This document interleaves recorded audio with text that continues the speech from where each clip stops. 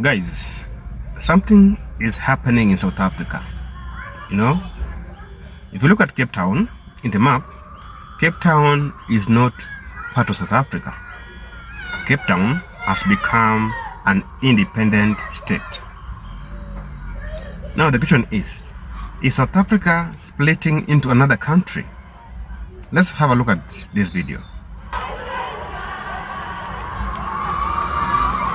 You know, when Julius Malema said this about the independence of Cape Town in the parliament, Ramaphosa actually laughed because they thought that this is just a joke. This man is just a madman. But now the reality is here. Cape Town is becoming an independent state. These people who want Western Cape to become an independent state, they must know that it will not happen, because their right-wing coalition will not govern the Western Cape. Their right-wing coalition will not govern South Africa. We are going to govern South Africa, and Western Cape will not be an independent state. We all know in our hearts, we wish we didn't, but we all know where this country is heading.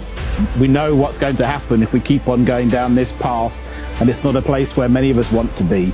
They must not try the government of the EFF, because we know what soldiers are used for. What future, what country do you actually want to live in? You know, when the Dudula operation was happening in South Africa, the government of Ramaphosa was so quiet. Very, very quiet. Whereby thousands of Africans were deported back to their country. And we saw many videos explaining the same. And I say this was just a strategy of dividing Africans, making other African countries hate South African blacks, so that if such a thing like this happens in future, no African will stand with the black South African. And that is exactly what was happening. And it's high time black South Africans wake up and know their true friend or their true brothers and sisters. Because these people have managed to divide you with other Africans, calling other Africans immigrants in your own countries. Remember, Africa is one. We are all Africans. There are no Nigerians, there are no Kenyans, there are no Ugandans. That's why they are one people, one white people from Europe. So Europeans are one, they are a family. How comes Africans can't be families? You know, because these people have used this strategy to divide Africans, and they have managed to make this happen. Africans cannot stand together anymore because we are divided across our tribal lines. We are divided across our borders. We cannot speak one language as Africans. Now, good people, I want us to have a look at what is happening in Cape Town, where black people are being evicted from their houses, from their homes. The Cape life has become so expensive for a normal black South African. The cost of living has become so much expensive in that normal black South African cannot afford to live in Cape Town because the food, the housing, name it, has become so much expensive. This was just a strategy. The agenda was to evict or to remove all black South Africans and make Cape Town a white and expensive city, or state for that matter. So that is what exactly happened in South Africa. So good people, let's watch this video, then I come back with an explanation. The growing movement on the Cape Flats. The non-profit organization wants all black people from the Eastern Cape to leave the Western Cape. Joining us now is the group's spokesperson, Fidel Adams. Cape Town is becoming unlivable for us, the youth, the middle class. Guys, let's be honest, we're barely surviving in this city. Did you see the food prices this month? Let me not talk about taxes. Somebody said we are the most taxed country in the world. Let me not talk about rent in Cape Town. We are literally being pushed out of the city. And we are sitting and we are quiet. All I'm saying is it's time, guys, not tomorrow, it's time. We as the youth of South Africa to stand up for ourselves. We need to do something. We need to stand. The same way they fought for Feast Must Fall. That's the same way that we need our voices to be heard. We need laws that are going to protect us from going out of the city, honestly. Like, we need to do something. Housing, guys. Housing is a human right. Housing is a human right. The RDP guy. The guy, the RDP. All we have is scammers, but today, even today, our government are still using the same policy to give people tenders. We have seen how tenders, I don't even want to talk about tenders. I don't want to even talk about tenders and the scams that tender. They leave it. Guys, this is a crisis. We have a crisis. Before we find ourselves living in the townships, in our own country, in our own city,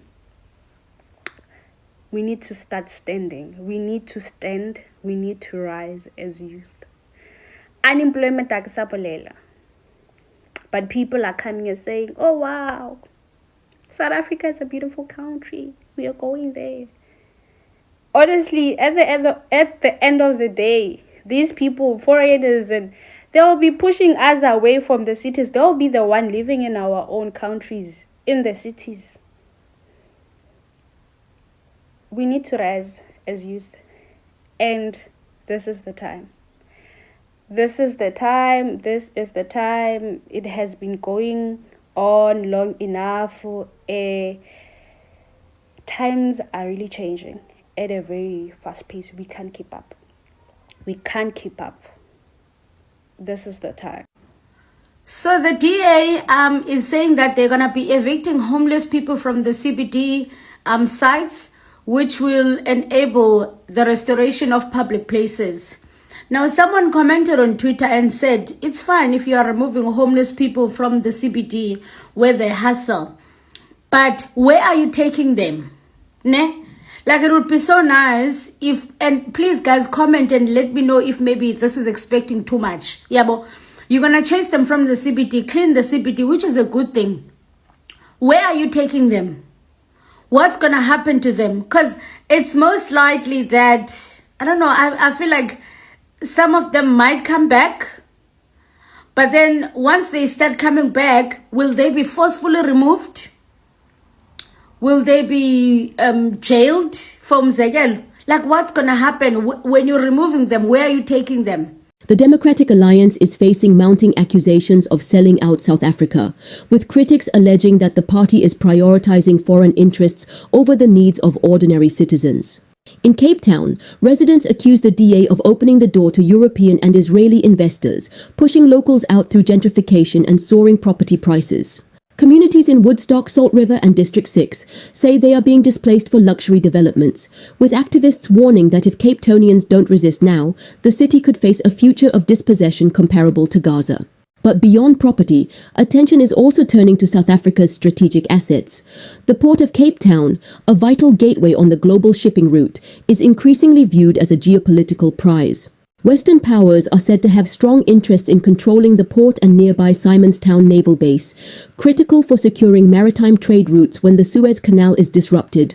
Critics now argue that the DA's role in the new government of national unity is no coincidence. By taking charge of the Department of Home Affairs, the DA has influence over visas, migration, and residency permits.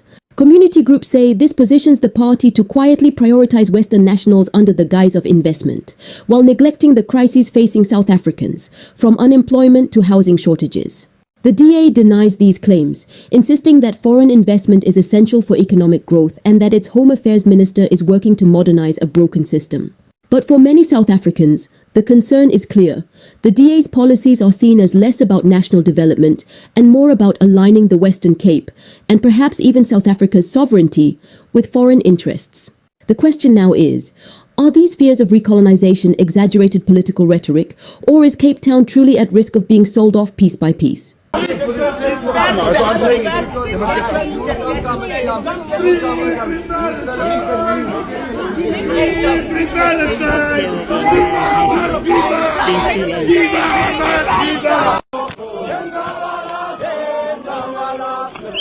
As South African, we also need to take a step back and look at the historical context of other people in our country. English is depleting, guys. I've been speaking English the whole day. So I want you guys to understand something, that this has been going on since the 17th and 20th century.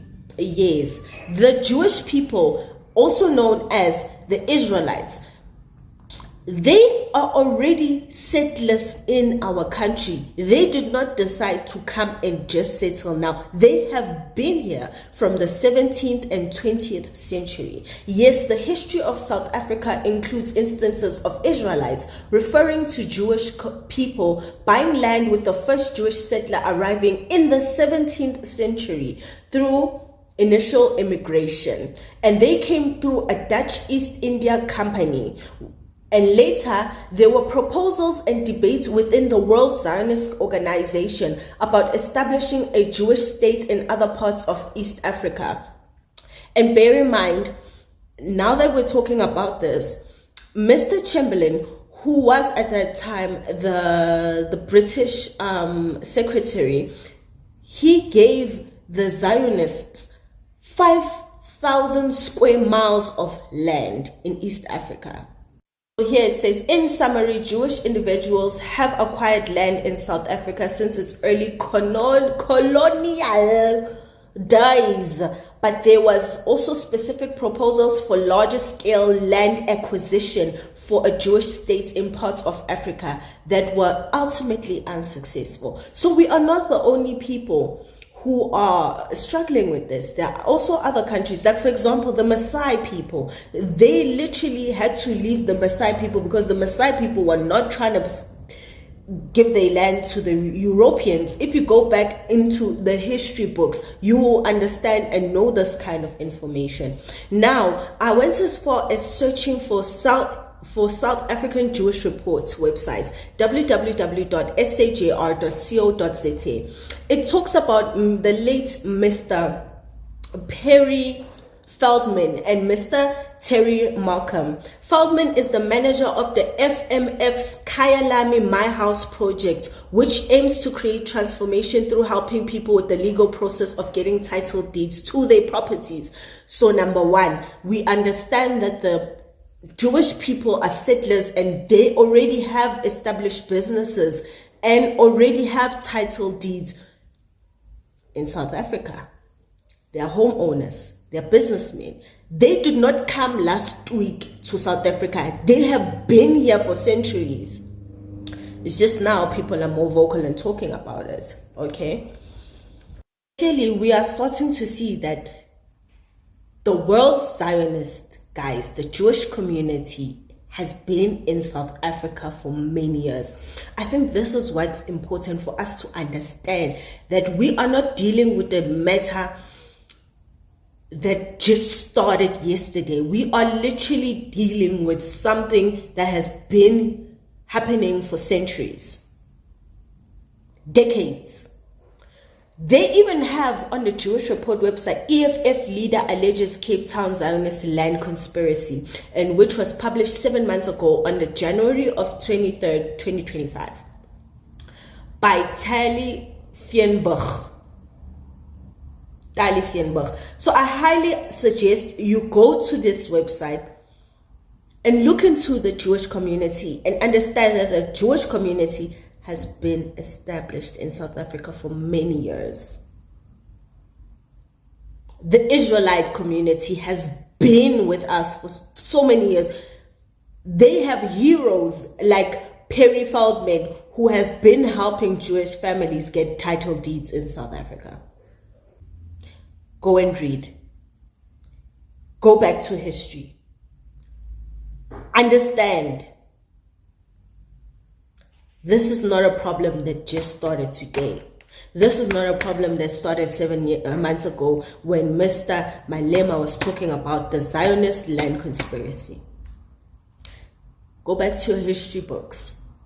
After watching this video, guys, I want you to talk to me in the comment section. What do you think? You know, I remember the election of South Africa, where Julius Malema, the leader of the EFF, vied for the presidency. He was really mocked by his fellow black South Africans. And you know what? We try to warn South Africans, South African blacks, we try to warn them that this is a big mistake, that it will cost you one day in the near future. Intermarrying DA with ANC was a big mistake. Because remember, ANC was a project of the settlers. It was a project. The power was given to Nelson Mandela. You know, he never fought for any independence. He was just put there just an image to show that you are independent. And these people were strategizing on how they can recapture back South Africa. So ANC had no power. That's why it was not able to take back the lands that were taken illegally by the white settlers. It had no power to take back the lands, meaning it was just a tool used by these people to show you that you people are in power, you people are in control, and yet they are the people who are controlling South Africa. They're the people who are in charge of South Africa. So many black South Africans actually mocked me in my video because I said that they did a mistake by giving ANC and DSC power to rule South Africa and leaving Julius Malema with this party of EFF. And EFF had numbers. So I told these people, but they mocked me. They told me to go talk about my own issues in my own country. I also have a government in my own country. Yes, I did. But we have to speak the truth. We have to speak as black people. We have to speak as Africans. And spearheading division that South Africans have been doing for a long time, separating themselves from other Africans, is what is costing them right now. Because they saw any other black person in South Africa as an immigrant. Imagine Dudula was chasing out Nigerians, the Zimbabweans, the Kenyans from their country, and yet there are these white people. Are they not immigrants? They came on the ship. It means if there is someone who is an immigrant in South Africa, it's the white South Africans, not black South Africans. It doesn't matter which country you're coming from. Whether you come from Nigeria, we are all Africans, just the same way they are all Europeans. They are all white people, the white men. So it means the person who was there illegally is the white South African. So I understand that this movement of the Dudula operation was sponsored by these white people. They were funding it. That's why the government had got no power to stop it. They were funding this operation underground. They put black people in the front line as they support it at the back with finance, with security, name it.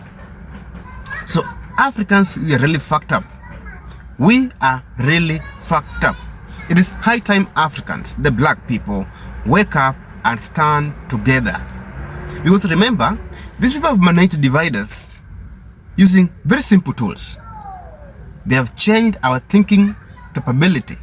Our mentality has been changed. If indeed religion is saving people, they could have not brought it to Africa.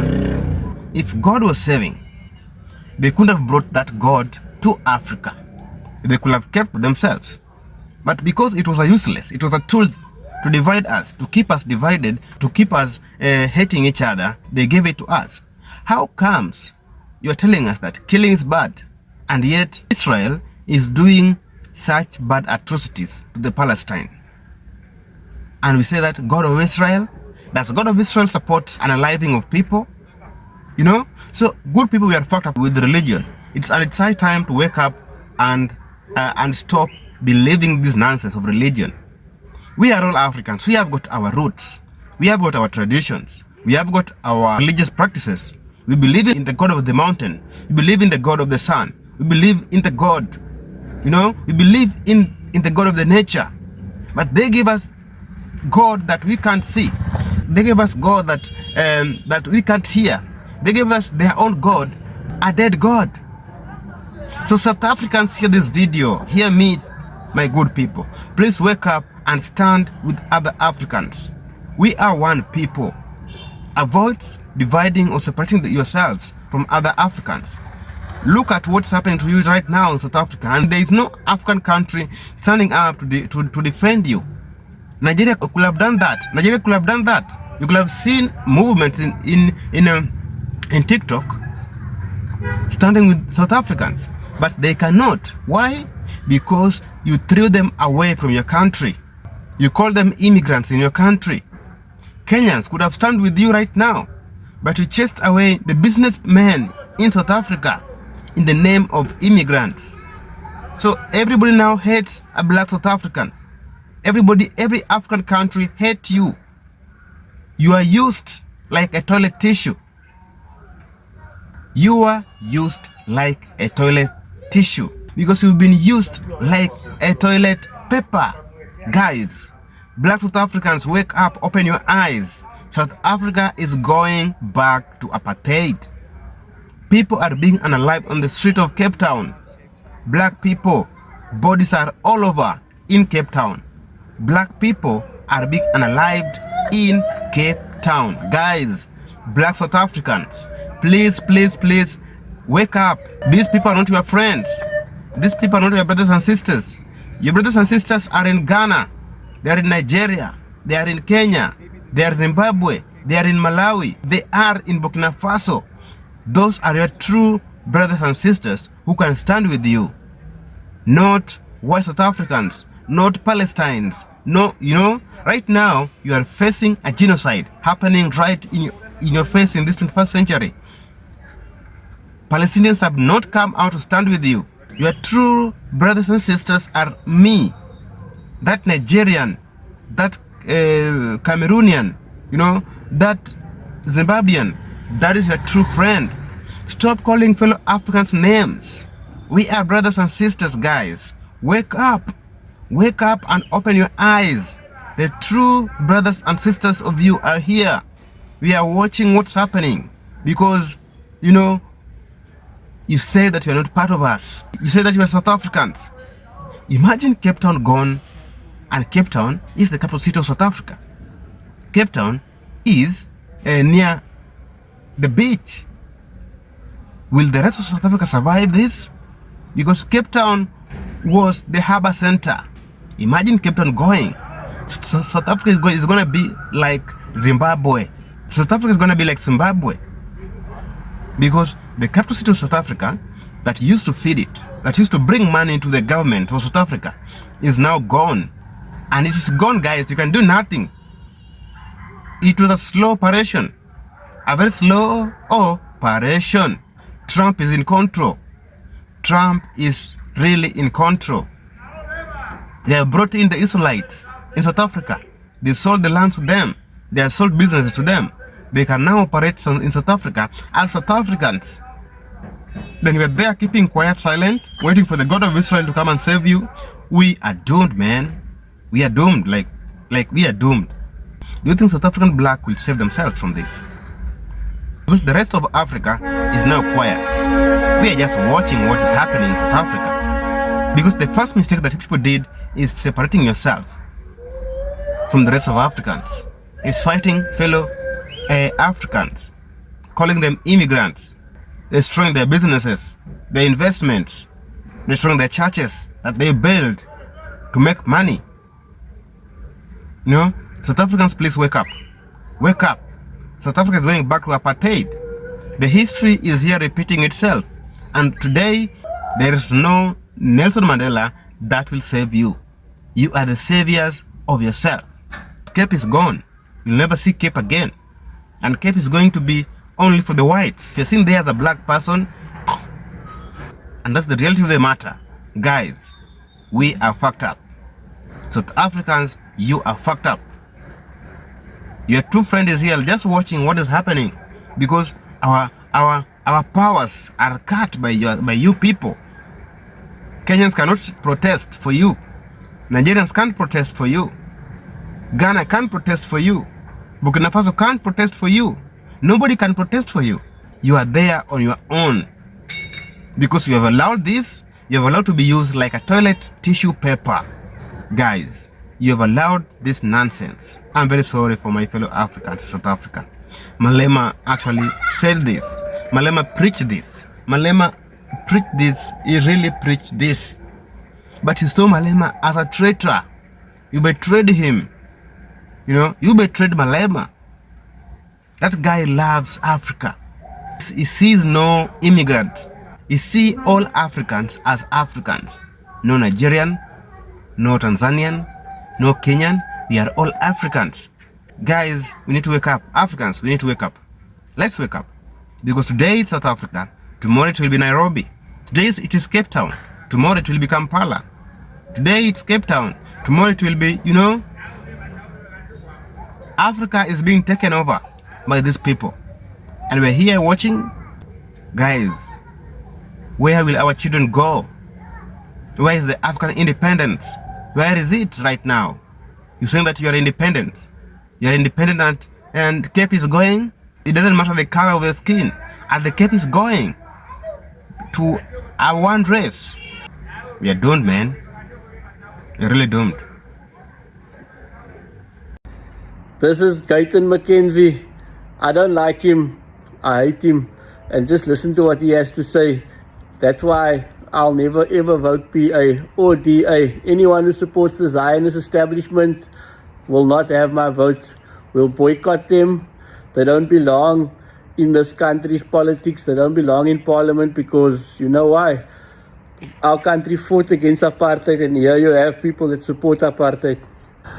Just listen to what Gayton McKenzie is saying here. He's showing his true colors. Just listen very carefully. McKenzie, do you want to see a free and sovereign Palestine? I think they lie when they say white men can't dance. John has been dancing around the question here. He's not been answering the question. No, let me answer the question. Number one, there's no genocide happening there. Number two, no, hear me out. Let me answer you. When children are starving, that's no. Let me answer you. Don't tell me how I should answer you. Number two, let me tell you something. If I'm the president of this country, and let's say Lesotho comes here and they take hostages and they take children, and I will bomb Lesotho, and if they want peace, they must return the children. Nothing tells you about peace. And if I become president, I will stop that case of the ICJ, simply because the honorable minister pursues Israel. Yesterday, 22 people are shot here in Mitchell's Plain, more than the more than in Ramallah in Palestine. They are wearing scarves of Palestine, while our people die here more than Palestine. Today they say we must be enemy. Jewish people are the enemy. I grew up poor. It was a Jewish woman in Operation Hunger that was giving us food. It was the Jewish people that went to Mandela to jail. So nobody will tell me Hamas is a terrorist organization that should be destroyed. History repeats itself, right? So consider opening your eyes and minds to this. Our 2024 elections are a repeat of our 1994 elections. Mind you, the 1994 elections was the first time all citizens of all races in South Africa could vote, synonymous with universal suffrage. And the question was, are you voting for democracy or are you voting for segregation? Now, 2024, the question is, are you voting for change or are you voting for complacency, compounded with the 1994 question of, are you voting for democracy or are you voting for segregation? Cape Town is only affordable to the foreigners. Not even a South African multimillionaire black person, Robert Gumede, will not afford to buy a place at Waterfront without the support of the PIC. No, you have to get some huge financial institution to back you up before you can afford to buy a piece of land in Waterfront in Cape Town. What type of policy is this? What type of freedom is this? That 24 years into democracy, we are worse than the way we were during apartheid. It can't be. Then terror must tell us what must happen. What is terror's policy, which is different from what is happening now? Is terror saying we must continue with willing buyer, willing seller, even when it's not working? It has not worked. Multimillionaires in South Africa can afford houses, proper houses at strategic places in this country. They've made it deliberately so to exclude black people. In the townships now, go to Soweto. Houses that were extremely cheap in Soweto are now extremely expensive. Why? Property must be a reserved thing for white minority. But because we can't say this is for whites, we use money to exclude and perpetuate racism and apartheid.